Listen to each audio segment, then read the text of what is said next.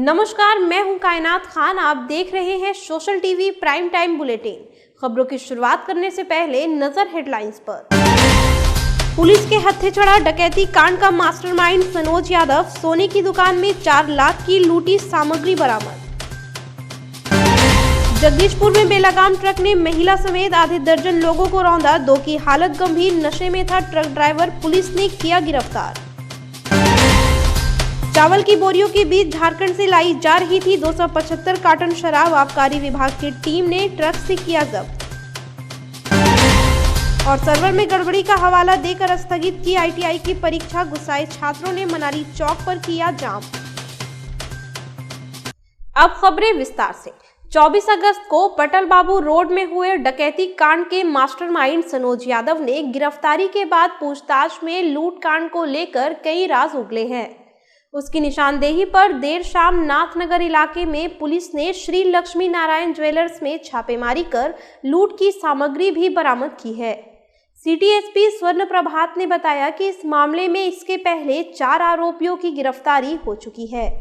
सनोज और सुरेंद्र की गिरफ्तारी के बाद अन्य अपराधी भी जल्द ही गिरफ्तार कर लिए जाएंगे। बरामद सामग्रियों में सोने व चांदी के आभूषण और बर्तन हैं, जिनकी अनुमानित कीमत 4 लाख से अधिक बताई जा रही है। पुलिस ज्वेलर्स के मालिक सुरेंद्र कुमार सोनी को गिरफ्तार कर उससे भी पूछताछ कर रही है। इस कांड में हम लोगों ने पहले भी 4 लोगों को जेल भेज रखा है और इसका जो मेन अभियुक्त है सनोज यादव, इसकी गिरफ्तारी कल की गई है और इसकी निशानदेही पे हम लोगों ने आगे भी छापेमारी की और डकैती में जो आभूषण लूटा गया था उसकी बरामदगी की गई है। और इसकी बरामदगी जहां से की गई है वो एक नाथनगर थाना क्षेत्र में इसका सोने का दुकान है, लक्ष्मी नारायण ज्वेलर्स। और इसने कन्फेस भी किया है और जो लूट का जो सामान है वो बरामद भी किया गया है। काफ़ी मात्रा में जेवरात की बरामदगी हुई है। भागलपुर हंसडीहा मुख्य सड़क पर जगदीशपुर थाना के पास बुधवार की देर शाम अनियंत्रित ट्रक ने सड़क किनारे खड़े लोगों को रौंद दिया, जिसमें एक महिला समेत आधा दर्जन लोग घायल हो गए। सभी घायलों को इलाज के लिए पीएचसी जगदीशपुर पहुंचाया गया, जहां प्रारंभिक उपचार के बाद गंभीर रूप से घायल 2 युवकों को बेहतर इलाज के लिए भागलपुर मायागंज अस्पताल रेफर कर दिया गया। गंभीर रूप से घायलों में बांका के सूरज कुमार, रमेश कुमार शामिल हैं, जिनका इलाज मायागंज अस्पताल में चल रहा है। स्थानीय लोगों ने बताया कि ट्रक चालक नशे की हालत में था और तेज गति से ट्रक चला रहा था। पुलिस ने दुर्घटनाग्रस्त ट्रक को जब्त कर चालक को गिरफ्तार कर लिया है। घायलों को देखने के लिए मुखिया प्रतिनिधि घनश्याम मंडल, धौरैया विधायक भूदेव चौधरी अस्पताल पहुंचे। पुलिस की सक्रियता के बावजूद पंचायत चुनाव के दौरान जिले में शराब की तस्करी धड़ल्ले से जारी है। गुरुवार को जगदीशपुर के फतेहपुर गांव के पास आबकारी विभाग की टीम ने एक ट्रक से 275 कार्टन अंग्रेजी शराब बरामद की है। गुप्त सूचना के आधार पर आबकारी इंस्पेक्टर चंदन कुमार आज सुबह पेट्रोल पंप के पास गाड़ियों की जांच कर रहे थे तो एक ट्रक में चावल की बोरियों के बीच 275 कार्टन शराब मिली। मौके पर 2 व्यक्तियों को गिरफ्तार किया गया है, जो शराब की यह खेप झारखंड से ला रहे थे। गिरफ्तार राजेश सैनी, विनय पासवान दोनों समस्तीपुर के रहने वाले हैं। पुलिस ट्रक और शराब जब्त कर दोनों से पूछताछ कर रही है। बार बार परीक्षा स्थगित किए जाने से नाराज आईटीआई के सैकड़ों छात्रों ने गुरुवार को मनाली चौक के पास रोड जाम कर प्रदर्शन किया। आक्रोशित छात्रों का कहना है कि आईटीआई का ऑनलाइन एग्जाम होना था, लेकिन परीक्षा के नाम पर 2 दिनों से सिर्फ केंद्र पर केवल हाजिरी बन रही है। सर्वर में गड़बड़ी का हवाला देते हुए यह कहा जा रहा है कि तकनीकी गड़बड़ी के कारण सिस्टम में प्रश्न पत्र फीड नहीं हो रहा है। सभी छात्र सत्र 2018 से 19 के हैं तथा अलग अलग जगहों से परीक्षा देने आए थे। आज फिर सर्वर में गड़बड़ी देख छात्र आक्रोशित हो गए और सड़कों पर उतरकर प्रदर्शन किया। छात्रों का कहना है कि प्रबंधन का यह रवैया बर्दाश्त नहीं होगा और इसके लिए उग्र आंदोलन किया जाएगा। हम सभी छात्रों के साथ मजाक चल रहा है। 2 साल से सर हम लोगों को बोला जा रहा है 376 रुपये हम लोग बड़े मुश्किल से पढ़ा के सर 1-1 रुपया जमा करके फॉर्म भरते हैं सर। उसके लिए हम लोग को फॉर्म भराया जाता है, एग्जाम का सेंटर स्थगित कर दिया जाता है। यहाँ पर सेंटर पे एग्जाम होगा, लेकिन यहाँ का सेंटर इतना रहता है सर, एग्जाम देने आते हम लोगों का कैंसिल हो जाता है सर एग्जाम। ये क्या चल रहा है सर? हम लोगों का 2 साल का जगह 3 साल होने चला सर। क्यों रद्द क्यों किया गया? पता नहीं, काम नहीं कर रहा है सर। शारदीय नवरात्र की शुरुआत के साथ ही गुरुवार को पहले दिन मां शैलपुत्री की पूजा आराधना कर कलश स्थापना की गई, जिसको लेकर आज सुबह से ही मंदिरों में भक्तों का तांता लगा रहा। शहर के विभिन्न मंदिरों सहित घरों में मां शैलपुत्री की पूजा अर्चना की गई।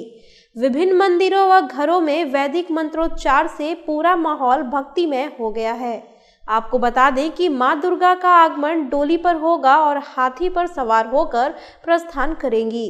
2 तिथियों के एक हो जाने की वजह से इस बार नवरात्र 8 दिन के होंगे, लेकिन विजयादशमी लगाकर 9 दिन की पूजा होगी। मान्यता है कि नवरात्रि के दिन मां शैलपुत्री की पूजा करने से जीवन में स्थिरता आती है।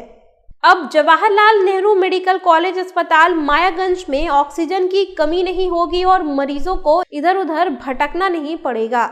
गुरुवार से अस्पताल में स्थापित 2000 mPL की क्षमता वाले ऑक्सीजन प्लांट ने काम करना शुरू कर दिया है।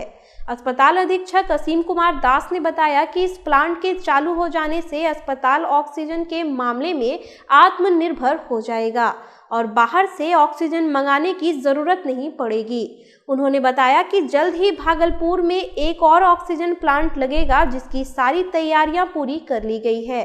इस प्लांट के चालू हो जाने से भागलपुर के लोगों को ऑक्सीजन की किल्लत नहीं होगी और इसे आसपास के जिलों में सप्लाई किया जा सकेगा। ऑक्सीजन प्लांट से सबसे बड़ा लाभ ये मिलना है कि जो ऑक्सीजन कहीं और से कैरी करके सिलेंडर में भर के यहाँ आते थे, अब वो ऑक्सीजन यहीं पे प्रोड्यूस होगा और यहीं पे स्टोर होगा। तो हमको ऑक्सीजन दूर दराज से इलाकों से मंगाने की जरूरत नहीं पड़ेगी, क्योंकि कभी कभी ऐसा होता था कि ट्रक जाम फंस गया या कुछ और भी हो गया, जिसके कारण कि ब्लॉक हो गया, रोड ब्लॉक हो गया। साधारण परिस्थिति में जो है ऑक्सीजन समय पर नहीं पहुंच पाते थे। इससे हमेशा ये आशंका बनी रहती थी कि मरीजों पर तो हम कैसे संभालेंगे। अब ये ऑक्सीजन प्लांट बन जाने से अब वो आशंका खत्म हो गई है। भागलपुर में नवयुग विद्यालय के प्रांगण में आजादी की 75वीं वर्षगांठ और अमृत महोत्सव के अवसर पर नाट्य कार्यशाला का आयोजन किया गया। भारत सरकार के संस्कृति मंत्रालय सहयोग से रंगग्राम जन सांस्कृतिक मंच द्वारा कार्यशाला के अंतिम दिन कथा एवं गौ की नाटक का मंचन किया गया। नाटक के माध्यम से अंधविश्वास, बाल व बेमेल विवाह और नारी शोषण जैसी विसंगतियों पर जमकर प्रहार किया गया। डॉक्टर मंजीत सिंह द्वारा निर्देशित इस नाटक में एक ऐसे गांव की कहानी है जहां अंधविश्वास, बाल विवाह, बेमेल विवाह और शिक्षा नारी शोषण जैसी विसंगतियों फल फूल रही हैं। उसी गांव का एक पढ़ा लिखा युवक ग्रामीणों को सामाजिक कुरीतियों को दूर करने में मदद करता है। नाटक में अमन सागर दिवाकर, आनंद शेखर, हर्षवर्धन, प्रज्ञा भारती जैसे कलाकारों की मुख्य भूमिका है। कार्यशाला में बच्चों ने सीख के मतलब समूह द्वारा एक नाटक तैयार किया गया, जिसका नाम है कथा एक गाँव की, और जिसका निर्देशन बिल्कुल नवोदित निर्देशक जिन्होंने कार्यशाला में निर्देशन का गुण सीखा और सीख के आज अपनी प्रस्तुति दे रहे हैं। गुरुवार को शारदीय नवरात्र आरंभ होते ही बाजारों की खोई हुई रौनक एक अरसे बाद लौटने लगी है। कोरोना की पहली और दूसरी वेव में भारी नुकसान झेल चुका नवरात्र में व्यापारी वर्ग भी काफी उत्साहित है। पूजा को लेकर घरों, मंदिरों, बाजार सहित सभी स्थानों पर एकाएक चहल पहल बढ़ गई है। हालांकि व्यापारियों को अंदर ही अंदर कहीं ना कहीं डर सता रहा है। इसके बावजूद दुकानदारों ने अपनी दुकानों में पर्याप्त स्टॉक रखा है। शहर के मुख्य बाजार, खलीफाबाग चौक, तिलका मांझी समेत जिले के अन्य दुकानों पर डिस्काउंट के साथ सामान उपलब्ध है। बांका जिला के शंभूगंज थाना अंतर्गत हरिवंशपुर में स्थित कृष्ण काली तिलडीहा वाली मंदिर में नवरात्रि के प्रथम पूजा के दिन इक्का दुक्का भक्तों ने ही माता की पूजा अर्चना की। जल अर्पण नहीं होने से श्रद्धालु और दुकानदारों में मायूसी छाई रही। बताते चले कि कोरोना के कारण पिछले वर्ष भी जल अर्पण, पाठा बलि, मुंडन समेत कार्यक्रमों पर प्रतिबंध था, लेकिन इस बार बांका जिला प्रशासन द्वारा कुछ आवश्यक दिशा निर्देश के साथ डलिया चढ़ाने और मुंडन संस्कार की अनुमति दी गई है, जबकि अन्य सभी कार्यक्रमों पर प्रतिबंध रहेगा। दुर्गा पूजा के दौरान एक पूजा से लेकर विजयदशमी तक मां तिलडीहा के दरबार में पांव रखने तक का जगह नहीं रहता है और पूरा इलाका मां दुर्गा के जयकारों से गुंजायमान रहता है।